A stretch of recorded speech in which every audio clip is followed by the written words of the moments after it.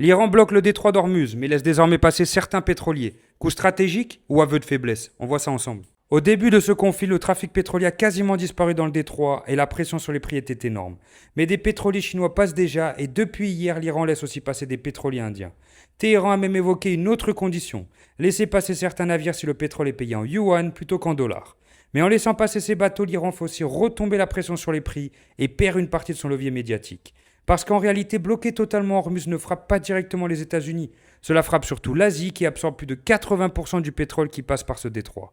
Et le paradoxe est là car les USA sont le premier producteur de pétrole au monde et à court terme ce blocage leur rapporte des milliards.